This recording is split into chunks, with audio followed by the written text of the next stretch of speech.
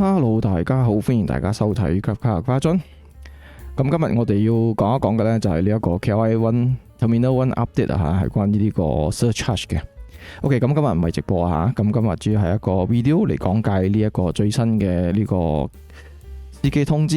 咁呢個司機通知呢，就係尋日8月4號 send 出嚟嘅，所以我哋就今日就要講一講呢一個最新嘅通知啦嚇。OK， 咁我就係可以幫你嘅朋友或者你申請成為西馬地區 Grab 司機嘅後花樽。咁如果你有興趣嘅話，可以通過下邊嗰個電話號碼0108257874同我 WhatsApp 聯絡嘅。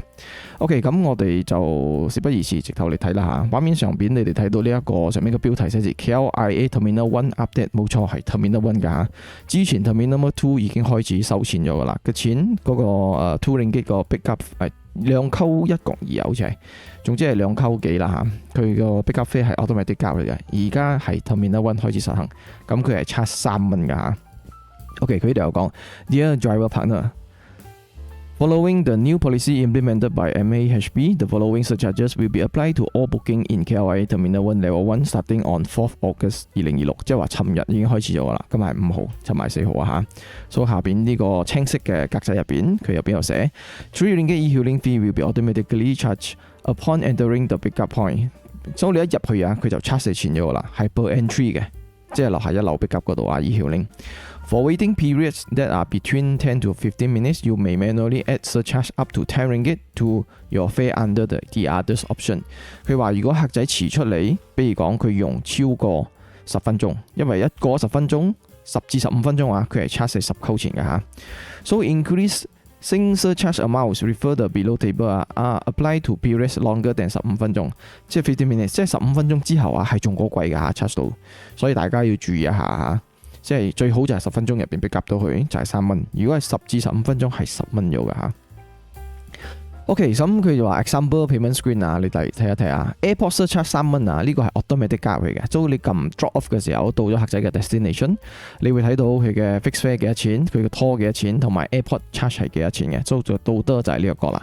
所以我哋要睇清楚啦嚇，我哋要 make sure 啱嘅係 toll 錢嘅啫，就 pick up 佢已經計咗落去㗎啦。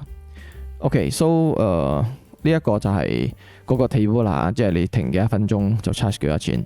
So 我嚟睇埋上邊先。How does this affect KLIA Terminal One bookings? The 3 ringgit e-hailing fee will be automatically added to the fare upon completion of KLIA Terminal One pickup bookings。即係你撳 drop off 收錢嘅時候，你就會睇到個3扣錢係加咗落去㗎啦。所以客仔係一定要俾嘅。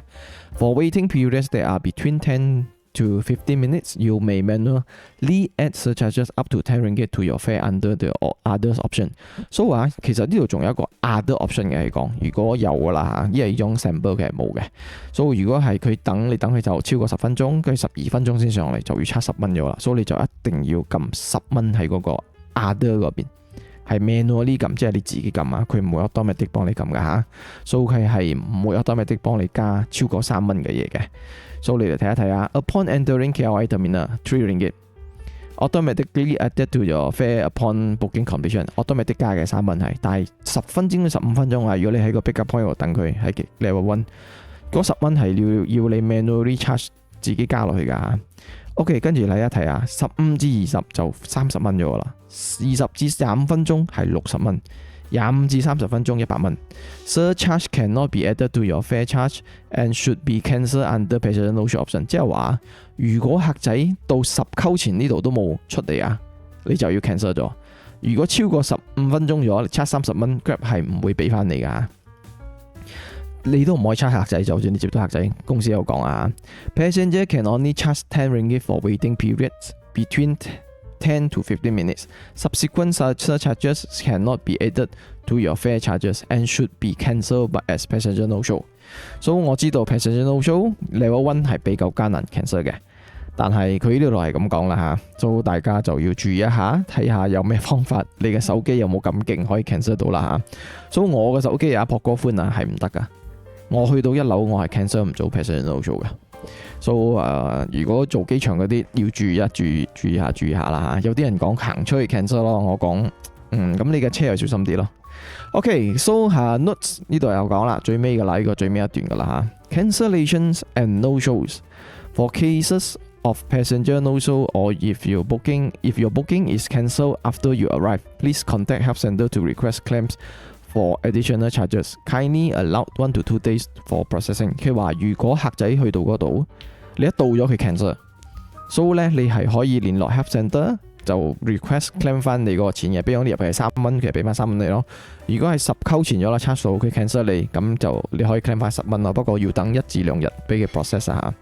You are allowed to cancel if your passenger requests to wait longer than 15 minutes using passenger no-show cancellation reason。佢話你如果客仔要你等超過15分鐘咧，你就唔使等佢啦，直頭撳 passenger no-show cancel 咗佢。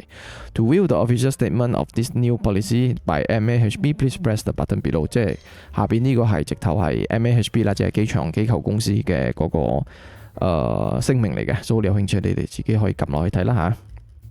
我撳一撳俾大家睇睇下咩嘢先。係3張 A4 紙啦 ，PDF 嚟嘅，你哋可以入去慢慢睇。OK， 我就冇睇啦嚇。OK，so 呢個就係我哋今日主要講解嘅機場啦嚇。So 重點我哋回顧下先。第一就係呢3蚊，如果係10分鐘以內嘅，嗰3蚊係 automatic 會俾你嘅，你唔使另外撳咩掣。但係如果係佢要求你等佢超過10分鐘至15分鐘之間，就係70蚊嘅。咁如果你出嗰時候70蚊呢，咁你就要 automatic 加10蚊入去咯。咁如果佢叫你等嘅話，出到去嘅時候，係30蚊，咁我就唔知點樣用啦。可能你要問一問 customer service。但係 customer service 已經講咗嘅，如果太耐呢，就建議你就 cancel 咗佢嘅。佢俾你最多 claim 翻最多係10蚊雞嘅啫。所以而家 Grab 都驚驚地啊嚇，你哋咁唔俾你哋 claim 咁多，所以係肯定一樣嘢嘅，就係10蚊或者以下嗰啲，佢 cancel 或者你 cancel 可以 claim 得翻。但係如果係超過10蚊係冇得 claim 翻㗎，所以呢度好明顯嘅，所以大家要注意一下。有做機場嘅朋友又需要留意一下啦。OK 啦，所以今日嘅 video 就到呢度啦。有一樣嘢如果你覺得個聲聽到好清楚嘅 OK 嘅，俾我知道，因為我係其實買咗新嘅 mic booster 㗎嚇，所以我唔知道聲點樣。如果你聽到 OK 嘅，咁我就繼續用啦。如果唔係，我就一樣拆咗佢。